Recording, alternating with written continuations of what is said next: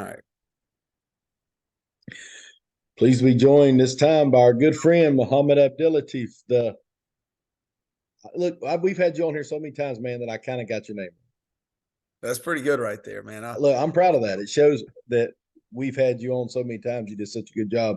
We keep bringing you on so much that one day Appreciate it. I'm not gonna sound like the guy from Alabama saying I always enjoy coming on here, man. I that. actually wrote my name on the board today and said, hey, it's as phonetically spelled as it can be. And I mean, if you just look at the letters, it It all really makes is. sense. It really is. It really isn't that hard. Once you told me one time, I remembered. I was like, yeah, that actually makes sense. Yes, sir. Yes, People sir. just see all the letters and they get nervous. That's it. Kind I of mean, like playing defense. If you just see all these you don't know what you're doing, you get nervous. that's it. But if you know what you're doing, it's simple.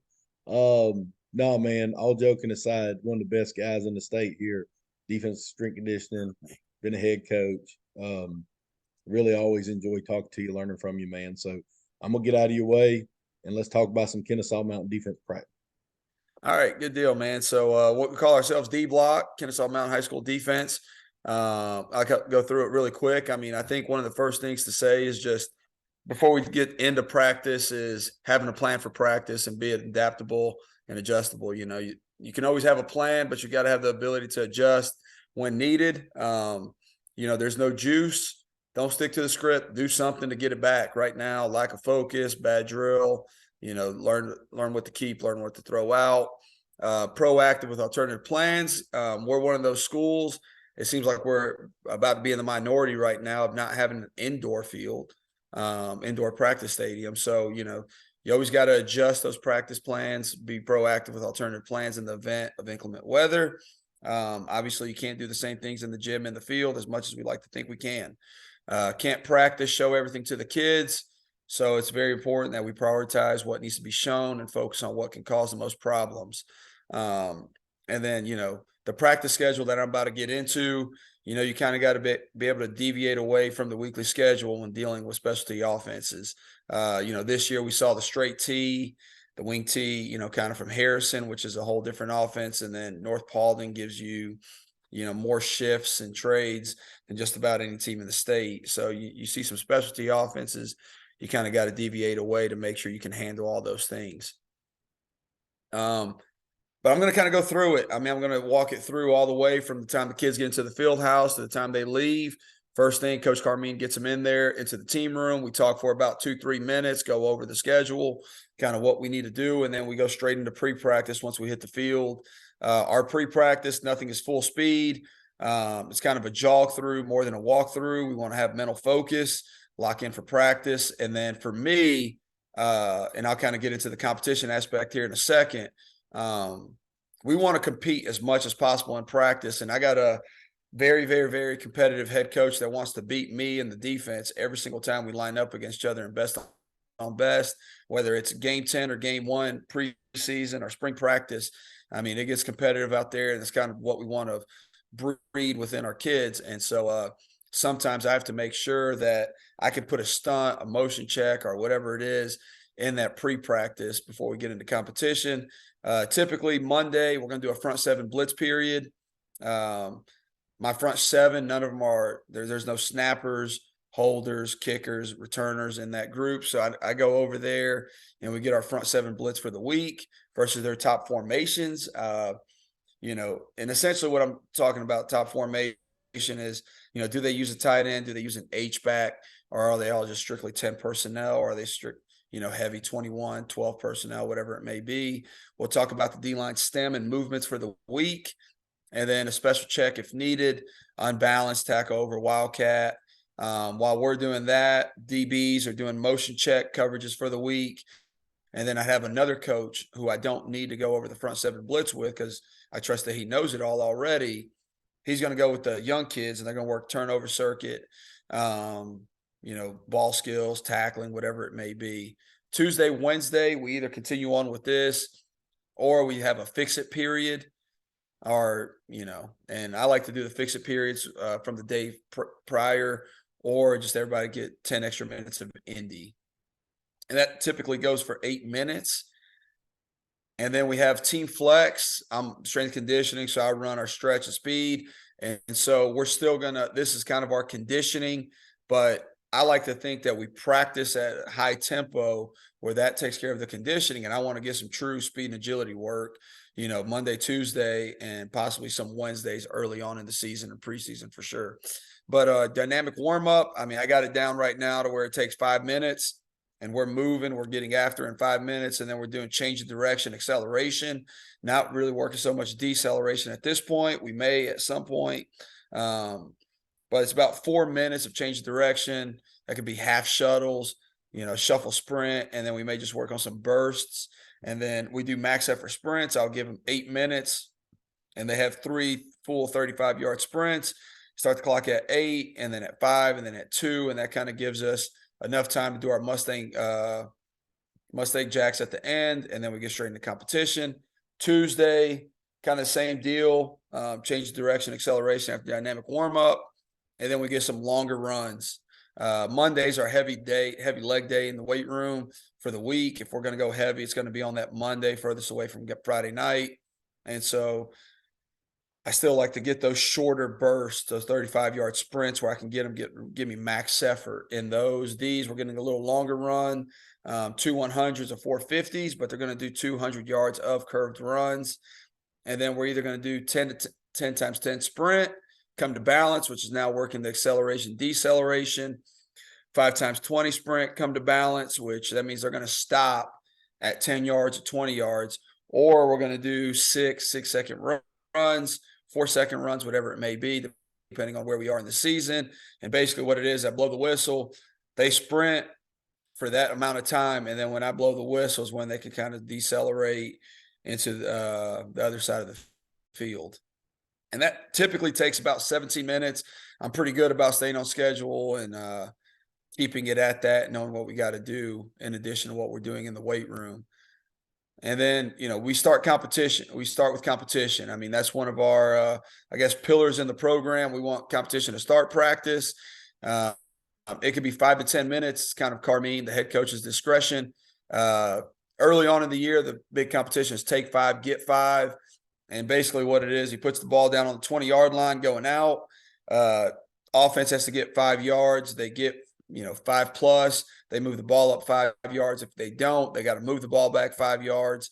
And so, it gets really competitive. I love it in the early parts of the preseason, spring practice, because you get to roll bodies in. You're not worried about the situation.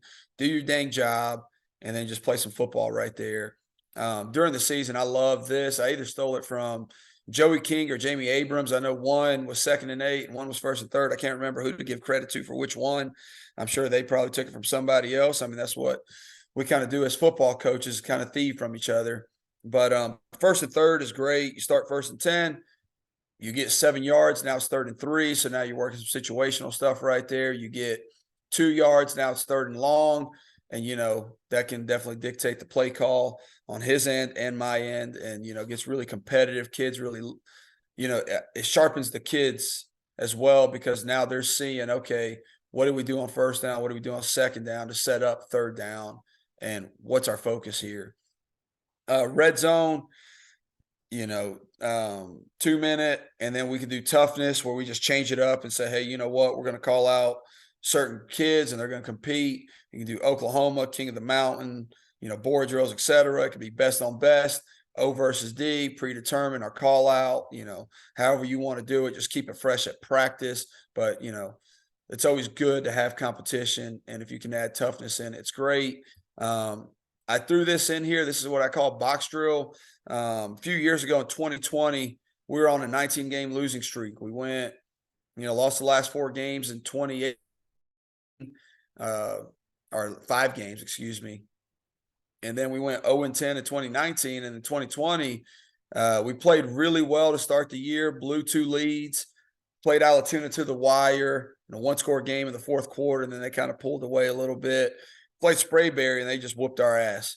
Going into a bye week, I'm sorry, Chris, if I can't say that, but just kind of slipped. But Sprayberry kicked their butt. Go ahead, Coach.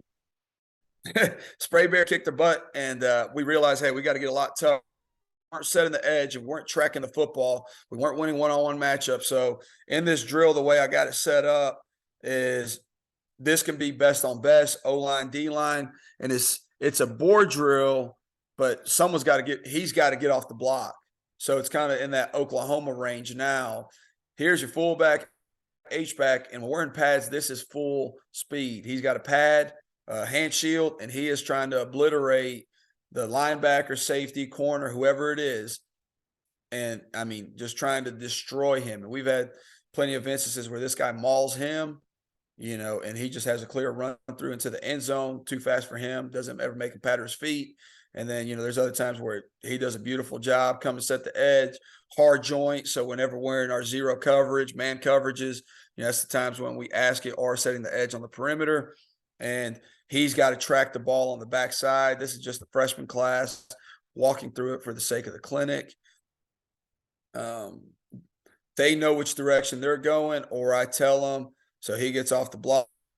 They look just alike because they're twins.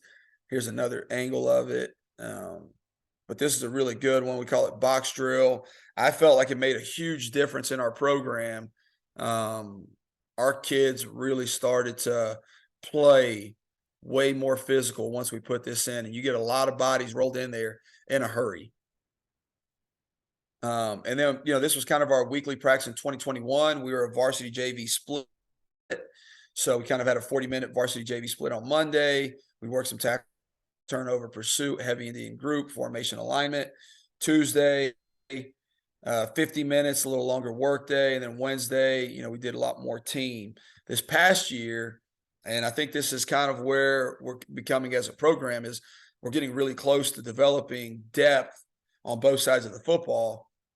And we're able to practice O on one side, D on the other. And then, we just passed over young kids sometimes. Hey, to come with me, he'd go with offense, whatever it is. But Monday, it was a 50-minute practice of just defense by itself, and then a 10-minute team period. And the way I like to structure that is we're going to do some type of pursuit or indicator start every practice, just every Monday, Tuesday. I mean, to me, if you don't have 11 hats running to the football, you're not going to be playing very good team defense. And so that's going to be our main focus. To me, pursuit is above tackling because team tackling is better than solo tackling. So the more hats we can get there, the better we're going to be on defense. So we're going to work that from the jump. Obviously, we can change up different pursuit drills, indicators, just throwing the ball, and they're kind of running. We can do tempo with it as well. Mondays, I give 20 minutes to do a formation rec alignment.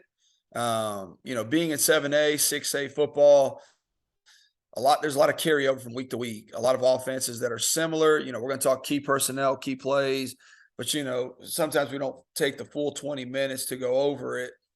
And so we may just add extra time to Indy to work block destruction, to work a takeaway, whatever it may be. And then typically we have 20 to 25 minutes for Indy. Not much group work on Mondays, but a lot of Indy. Spend time with your group, spend time with your position, and try to work in 5 minutes of tackling at least.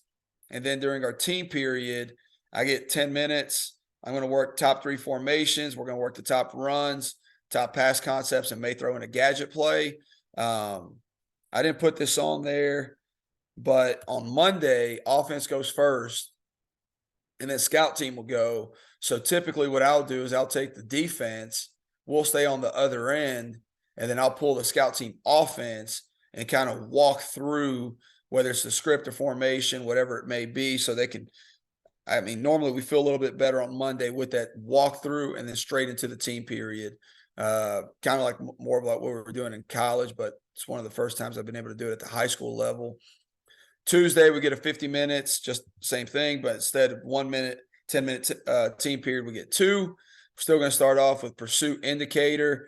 I like doing tackle turnover circuits on Tuesday. Sometimes it's 3 stations, sometimes it's 4. Sometimes it's, it could be 2 tackles and a turnover. It could be 2 turnovers and a tackle. We just kind of change that as we need. I feel like any team that emphasizes takeaways gets takeaways. Any team that doesn't just kind of sort of gets lucky with them sometimes. And this is something that I really love. And, I think some people need to be looking at this if they're looking to change up practices and being really efficient is we go run Indy for 15 minutes, and then we'll go straight into team run versus scout D. So we got our offense on one side, and they're going to have the scout defense. So basically, anybody who's not on our 2 deep is going to go over their scout team.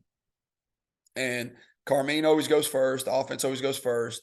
So I'll take the 2 deep defense, unless they're a backup on offense or using that period because it's offense priority at this time. And then I'm going to go walk through the fits. So it'll just be me, one coach, 11 kids on defense. I'm going to talk them through it all. And then I got every other coach on staff, coaching the heck out of the scout team. And I really feel like, when you're building a program and you're talking about long-term success, working those kids on the scout team and having coaches there invested in them instead of saying, hey, this is Alatuna's defense today, or this is, trying to apply it to ours as much as we can to evaluate these kids. And then after 10 minutes, we just kind of switch defensive inside run versus the scout best available. And then we'll do special teams, and then we go to pass Indy, and we'll work our, there would be O-line, D-line pass rush, blitzes, and then secondaries, we're working our coverage reviews, or, really pass Indy for 15 minutes, and then it's team D versus scout. And the way we do our team D, there's an offensive period in between. And once again, I'll pull the defensive kids and we'll have a fix-it period from the first one. But I'll go team D versus scout, 10 minutes. And this is pass heavy. I don't necessarily do a lot of skelly unless Carmine makes me. I'm going to be honest with you, just because, we bring pressure, we don't bring pressure, but I think we're always trying to affect the mindset of the quarterback and the OC.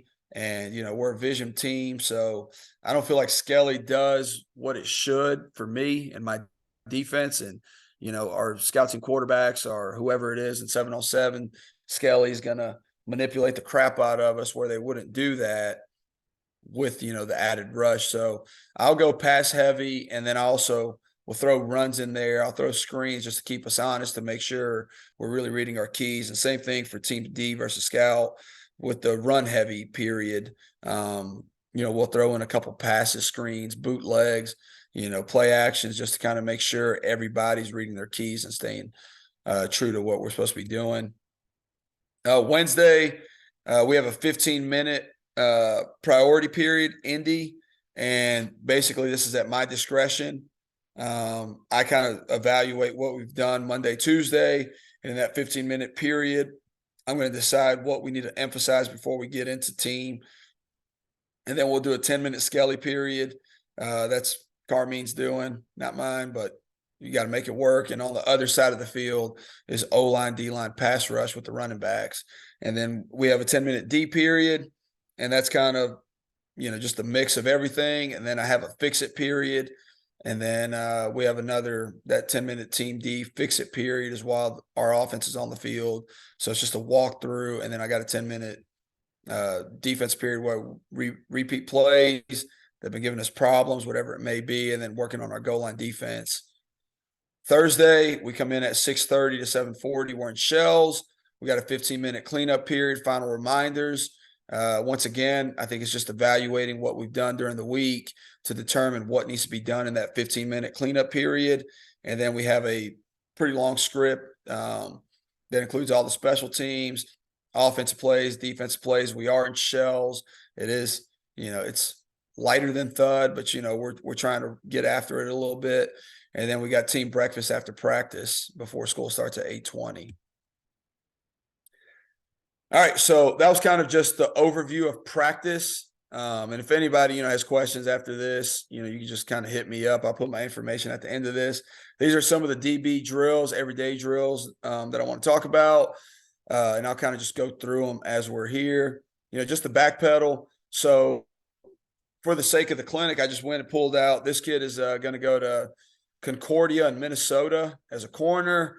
This is another senior. He's graduating. He's going to go a different path, but both had him, for years in the program, done very well. Big thing that I want to see before we start the back pedal is we'll start everybody on the 30, and there'll be a straight line once he kind of gets about 5 yards ahead. Well, I say the bottom of the numbers. I know it's about 5 to 7 yards. Next man go. We want to keep our elbows back, knees over toes, nose over knees. And, we want to start with our big toe down and pushing back. This kid probably hasn't done anything since football season as far as this goes, or he's been working with his trainers where he's forgot everything I taught him. So, you're going to see the good, the bad, and the ugly in these drills. I don't really like the side motion with the hands, but I'm not going to really critique these kids super hard. They'll flip. Typically, what they'll do is they'll stop right there once they cross the number so they can, not just run into people on the other side. But we'll start with this, and you can get 15 DBs done in about 20 seconds. As far as just working the back pedal, this is a quick weave. We'll work this out of the shuffle as well into the quick weave. So, we're just trying to make sure we maintain leverage whenever we're in man coverage, off man, scooch technique. So this is just to work, keeping leverage. We don't use this a lot in our zone technique, but it's just, really quick, great way to, get us, ready for practice. A great drill, open up. I want eyes on me. I want them to stay on the line. As you can see, he's off the line. I mean, this wouldn't be a great rep, but, for this, he's staying on the line. I want quicker flips, though. We talk about the 3 steps. Shouldn't be taking more than 3 steps to transition out of your break. This is the work of his trainer, not me. I'm going to fully say that. He looked a lot better August through November doing this. And then here I am. I'm going to give him direction. I want them moving. And then he does a good job. He's zone turning back into the quarterback. And once again, he's way off the line. This is not a good rep. And he's man turning away, which we don't want to do in this drill. Big weave. This is more of a safety drill, but we're going to go ahead and push. And just, 5-year weave at a 45. Want to keep those shoulders square, push off the inside foot. Both of these guys are corners. So for them to be able to do this drill, it's just because we want to cross over those kids because never want to have a shortage in case of injuries or whatever it may be. And then they're going to come back. I'll kind of speed through this. This is sprint 45. He was already gassed, but all we're going to do is we're going to open up, sprint at a 45. This is a good, good idea of thinking, hey, kicking middle and getting some depth. And we're just going to get into a 2-yard pedal and then reacting and then coming back. I would like for him to get more of a good crossover run, covering more ground. You can see he's kind of stiff right there. Right here, he should be covering more ground, getting there a lot quicker. Once again, I said these guys are corners. They weren't doing a whole lot of safety work. Here's our read step. You'll see they're going on command. I want vision. So this is just 1-2. You'll see the T-step right there, on the inside foot, pushing out of there. The reason I say that is because once we get into the next one, now they're going left. And, if I had safeties and corners in a bigger number, my favorite would probably be I'm here, and then I got corners on this side. Then I got safeties over here. And, they're going to get 3 reps. And so it's off of my command. And they'd all be facing this way, and they're going to go ahead. The corners can work it out of a shuffle. Our back pedal and the safeties are always in the pedal, and they could be doing this, and we can get a lot more reps. But we had 2 kids, so this is the way I do it. Here's a back pedal 45. You'll see the T-step, not as quick right there. So we work this drill to get them ready for the back pedal T-step. They're a lot quicker doing it right here, and now you add the speed element to it. You can see that he doesn't really push out of there. So, coaching point for me right here would be once he puts that foot in the ground right there, I want to be pushing down at a 45. You can see his foot kind of goes this way, which is not where we want it to go. I mean, not what he was doing in the drill right before this. And then it's, like right here, I made him go back because, they're so used to just going 4 yards, 5 yards, working with their trainer or whatever it is. You can tell with me, it's a vision break. So right here, to me, football's played with vision. It's not off a whistle. It's not off of, anything besides what you see. It can't be going based off of what you hear. So that, I want eyes to me, and I want you breaking when I move. When I do something that's going to get you moving in that direction. They're just going up to the other side. Here's a good drill to kind of incorporate, multi-movements. So here he is, T-step out of there, open up, and then just end with a catch. That's my cornerbacks coach, Coach Miller right there. We didn't want to have footballs out there during the school day and someone come and say something, so we just use lacrosse balls.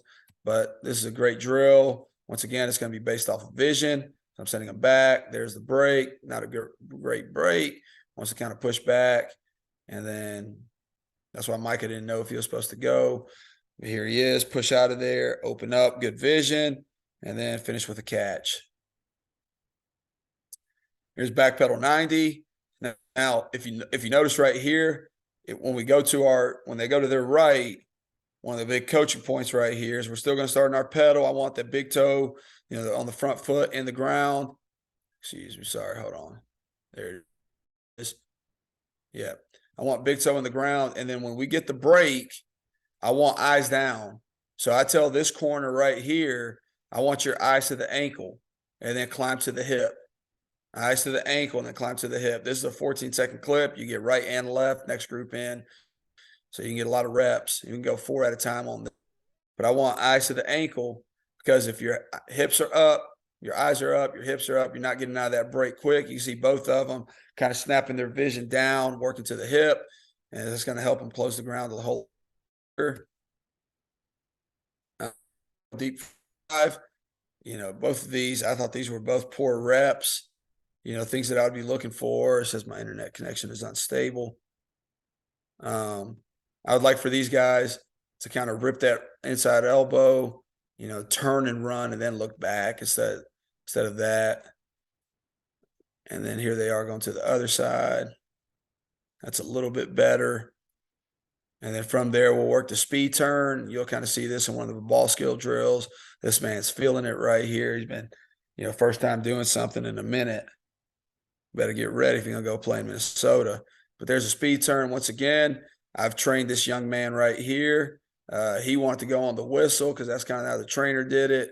And one of his corner coaches did it in college, and we don't do that where I'm at. So we're going to go ahead and try to give as much of a mimic of a quarterback that's going to make a speed turn, than anything else.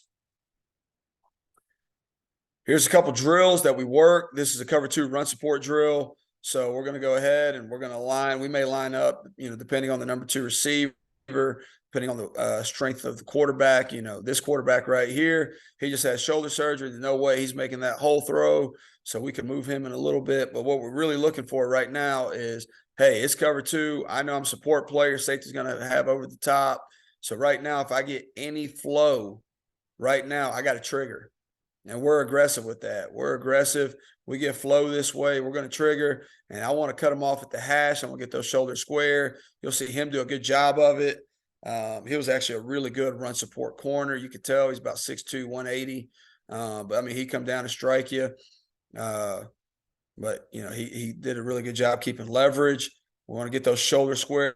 The longer we keep our shoulders square, the better chance we have for success. Here's Micah, the corner right here. I want him triggering faster, and then I want him squaring up. You can see he kind of keeps his hips to our butt to the sideline. We don't really want to do that. We want to stay square as long as possible. So we want to get a good run and then close down around that hash, turning it back in. All right. And then, here's a tracking drill that we use, back foot leverage. And then we're just going to track the hip, get to position where we can tap off on the hip. We don't want to overextend. To me, that's kind of a little overextension. I want to keep closing ground to the runner.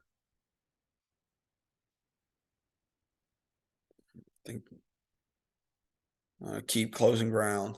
And then, we can work outside leverage. We want to square back up, and we want to just turn the ball back in. You'll see in the next rep, I think he bounces it. So squared up, and then want to be able to cut that ball off. So you're trying to work square, close the ground. That's an outside leverage tackle. And this is just, you can work this with as many as you want. You can throw linebackers. Obviously, we have just a bunch of freshmen in here, working this drill. And all they're trying to do right here is stay square as long as possible, ball back into their help. And if they come back out, being able to cut the ball back.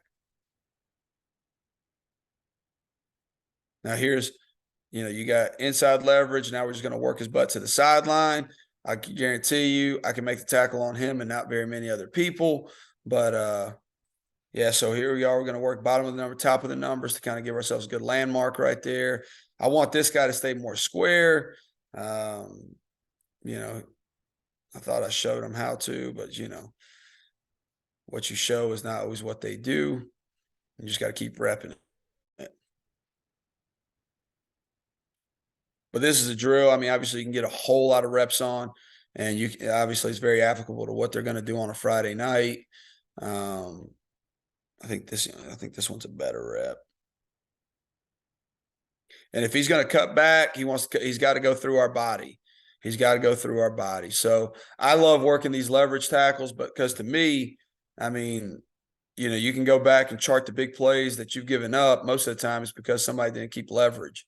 You keep leverage, you're going to have a chance. Even if you miss a tackle, but you maintain leverage and you work in pursuit, you're going to stop a lot of big plays from happening. This is, once again, we didn't have the football, but you can kind of see what we're looking at right here. This is just an easy way to work ball skill. Just tracking the football. It's just indicator, throw it, go get it. Real quick, you can get a lot of reps. Normally, I'll put these guys about 10 yards apart so you can get two lines going, rapid fire, just, make them run it back and go to the other line. Here's a cover 3 bail, and this is, if you can throw or you got a quarterback at practice who can throw, to me, this is way better than just a short one because, right here, he's cover 3, and if we're asking our corner play cover 3, to be able to cover to the seam, number 2 vertical right there. We want to be able to close, especially if the shoulders are facing that way, going. You can tell right here there's no ball being thrown, but he could tell based on my shoulder. Me open up, there's that speed turn. Great still shot. Look at that. But there's the speed turn right there based on my shoulders. So we're working vision, and then we're going to work tracking the football. Tracking the football. So that's why I like this one more. I think you can start with this one, where they're just working the quick pedal, open up, go get the football. But I think if you really want to apply it to what they're going to be doing on Friday nights, you put it here to cover 3 bail, and, they're going to get those shuffle out of there. I don't want them just bailing, cover sprint. So it's that shuffle. I would like them to take 2 shuffles. So that way, if they see the quarterback break the egg, hands come off the ball and they're going to throw it into the flats, I want them to be able to break. And my whole thing is if you see that front come off the ball, I want my corners jumping.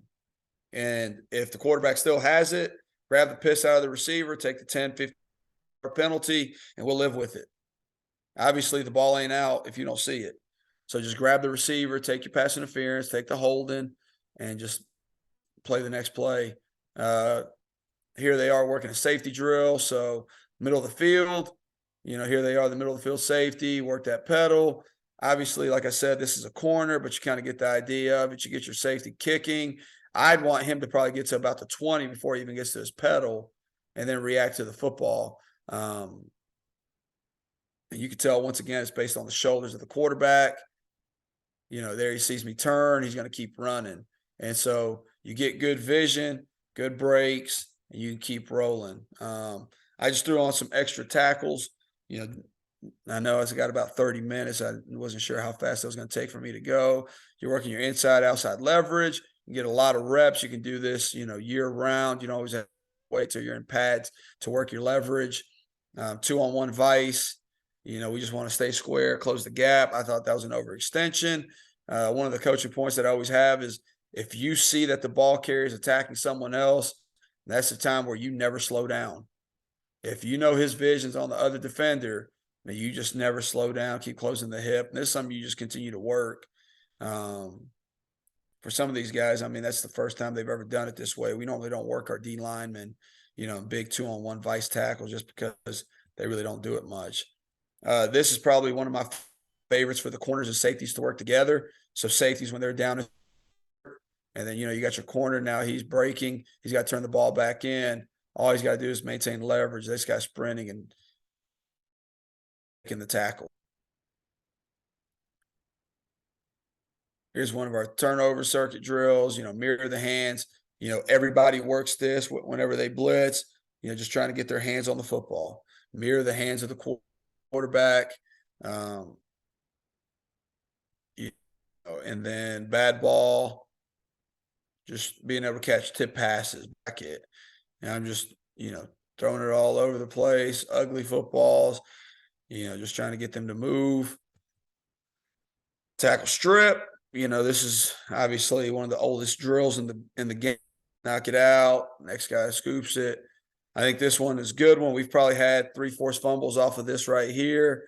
Ball carriers going down, they lose integrity, man. Ball carriers, when they're going down, they're coached to keep that ball high and tight, but their natural inclination is just go ahead and drop that ball. Their tendency, they just start dropping that ball. We just want to be aware of that. We're coming in, these are freshmen, so obviously they don't do everything perfect, but it looks pretty good when we get those varsity guys out there doing this. As far as low ball punch. Once again, my name is Mohammed Abdellatif. I'm at Kennesaw Mountain High School. Got my cell number, my email, my Twitter. If any of you guys want to talk more about this, talk more closer to spring ball, I can share some film with you, whatever you want, and we can kind of go from there. Man, that was great. I love one of the reasons we always ask you to do this stuff is I like when you bring some real stuff, some practice stuff. It can't always be the magic new way to stop something or the magic new play. And this stuff is more applicable to people. And if we just were trying to say 5 tips to stop the spread offense, you'd have way more people wanting to watch, but none getting better. And I think people can watch that stuff and really get better, pick up a thing or two they can actually do. So I really do appreciate it, man. As always, great job. And yeah, man. Hey, if there's anything that you guys can get out of this, go back to the box drill. Yeah. I'm telling you, the box drill, because if you're going to teach those guys how to leverage, you're going to teach the backside guy how to track. You're teaching your D lineman, and sometimes you can flip those matchups and put a linebacker on there of actually learning how to shed to find the ball carrier. All within a 10-yard box, just like football's played in so often. Yeah. I thought that was probably the biggest turning point in our defense in 2020 and in 2021. I mean, in 2021, we gave up 102 points, in 6A, and I think we recorded the first shutout in school history. School's been open for about 21 years. I mean, it's never been known for that, and I really felt once our kids were not, intimidated to go set the edge anymore. And we had kids who can actually get off blocks now, and we're undersized. I mean, we're a slant team. And so, but when we are engaged, you can tell they're trying to get rid of them quickly. And I thought it made a huge difference. I appreciate you having me. I enjoyed it. Yeah, man. As always, we'll definitely be catching up soon. Yes, sir. See you Take on care, 22nd. See you.